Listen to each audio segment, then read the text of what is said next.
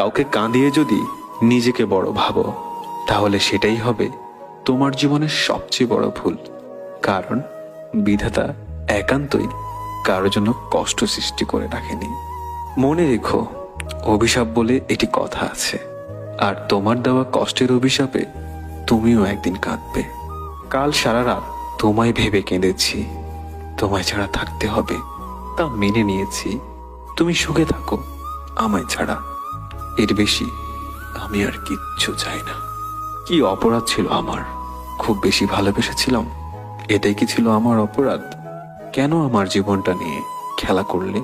পৃথিবীতে নাকি দুইটা জিনিস পাওয়া খুব কষ্টসাধ্য, এক মনের মানুষ, দুই মানুষের মন।